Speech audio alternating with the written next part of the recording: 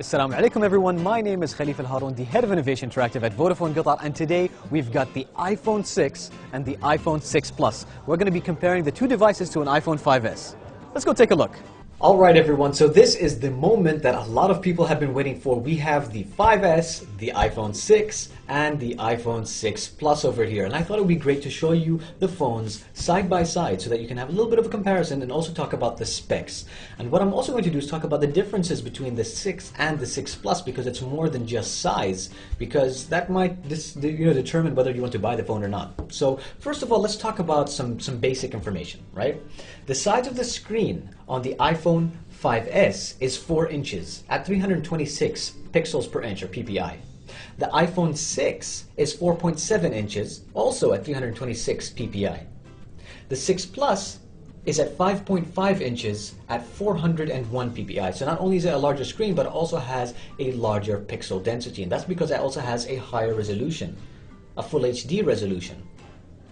With the 6, it's actually 750 pixels by 1334, and that's what makes the difference. So it's more of like a, let's say, a 720p display, but it's actually a 750.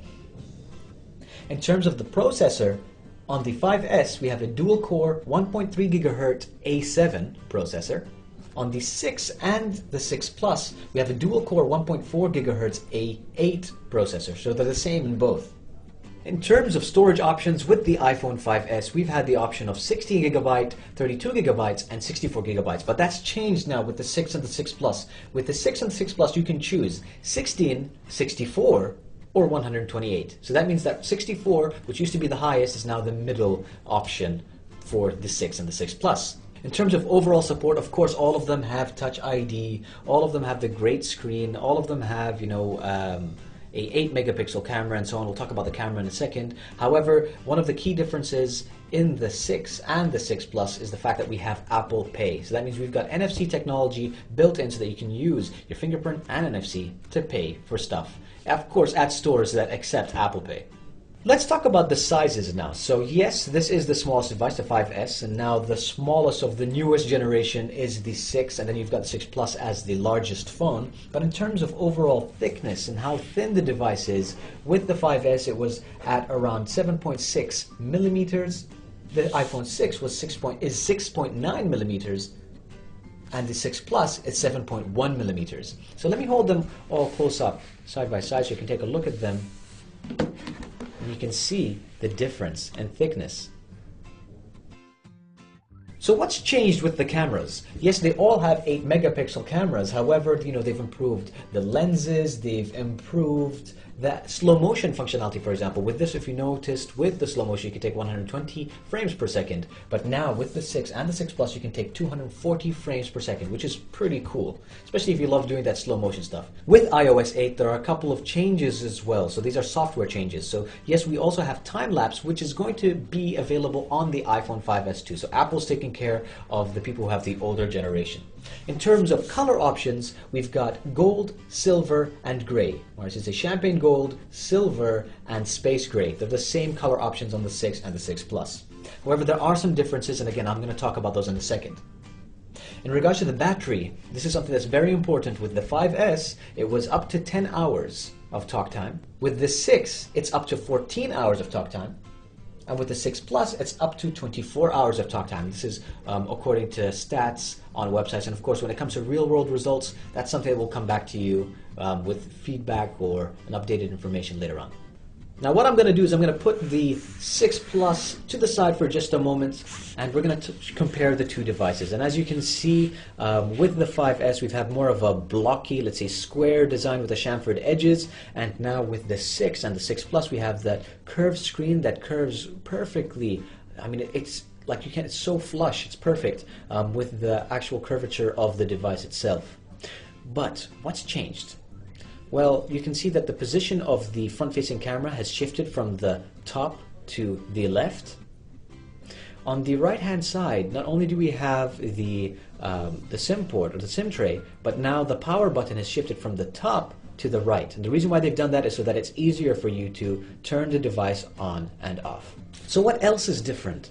If we look at the back of the device, you'll see that now instead of glass, we have this plastic let's say, frame or border to the top. And the reason why they have this is because it helps with reception and signal quality, and so they needed to put this in here. You'll also notice that in terms of the flash, rather than having that pill-shaped flash, dual flash, it looks like one flash, but actually it still does have the two flashes, the dual tone flash, to help with color reproduction. In terms of the camera looks like a little bit bigger, and actually it sticks out just a little bit. In terms of the color, yes, these two devices are both space gray. However, I noticed that in terms of the reflection, whenever I shift it, let's say with the light on it, this has more of a darker tone to it. Whereas with the iPhone 6, it actually has more of a lighter tone depending on the angle that I've shifted it to. I'm not entirely sure why, but that is something that I've noticed. Also, what you'll notice with the Apple logo in the back, it was actually flush. So this was more of a polished logo that was polished onto the back. In this case, we have a logo that's been inserted, similar to the iPad devices. On the other side, you'll notice that yes, we still have the mute switch and we have the volume up and down. What they've done is they've changed it from a circular design to more of a longer design, which is easier to press actually.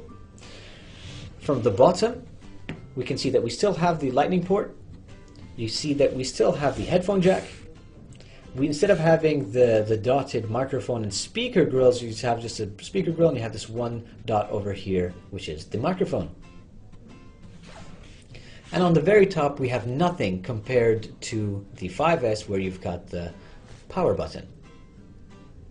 So that's pretty much it. I just wanted to showcase, the little bit around the phone. What I also wanted to showcase was the fact that the plastic that they use is no longer similar to the 5S. So with the space gray and the silver version, it's got silver plastic or gray plastic, and with the gold version, it's got the white plastic. Whereas with the 5S, the space gray had black plastic, the silver had white plastic, and the gold had white plastic. So that's something that's a little bit different. When it comes to the overall feeling of the hand, I have to say that this phone actually feels lighter than it shows on spec on paper. It actually feels really good. I like the overall proportions, and the fact that it has the curved edges is fantastic. It feels nice to hold in the hand. So I thought that it was pretty nice, and I really do like the way that the front of the phone looks. It looks pretty smooth, looks pretty curved, and the fact that I can now swipe from the left to the right without having my finger, let's say, stop at a sharp edge is a pretty nice comfort factor. But what's the difference between the 6 and the 6 Plus?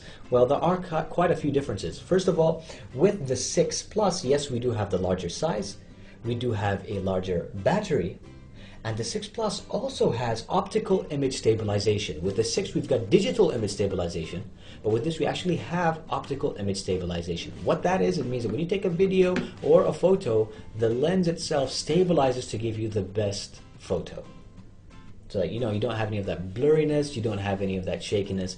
That's why optical image stabilization is something that's pretty important.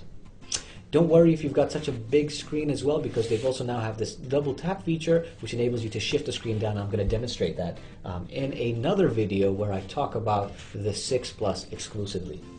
So which one would I choose between the 6 and the 6 Plus? Honestly, it really depends on what you're looking for. For me, I'm a vlogger. I like to take videos and I travel a lot, and so battery life and optical image stabilization is something that's very important to me. I also carry my tablet though, so I don't really need such a large screen. I kind of wish that I had optical image stabilization in the 6 as well as, let's say, the equal performance battery life, but I know it's a little bit difficult to cram all of that into the smaller size, proportions. If I was going to choose one though, I would say that I would choose the iPhone 6, mainly because it feels more comfortable in my hand to use, and the 6 Plus is a little bit too big for me. Of course, if you can go for both, go for both. In terms of color, I actually usually choose the silver version, and the reason why I choose the silver is because I like the color silver, and I love the mix of the silver and the white plastic with the 5S and the white screen, because I don't like fingerprints to show as easily as they show on, let's say, a black screen. Which, by the way, they both have the same oilophobic coating to prevent smudges and grease. But now, since it's on the gold version that you can get the white plastic little plastic bits on the side and the top and the bottom, I think I'm going to go for the gold one. So the gold iPhone 6 is what I prefer. Hopefully I can have both and I can take some great videos with the 6 Plus as well. I'm a little bit greedy that way, but that was a quick comparison between the 5S, the 6, and the 6 Plus. I hope you like that comparison, and I hope it helps you to make a decision as to whether the 6 and 6 Plus is a phone for you. If you would like to buy the phone, you can always visit www.vodafone.qa or any of the Vodafone stores. If you have any questions, please don't forget to ask in the comment section below, and I'll do my best to answer as fast as possible. مع السلامة.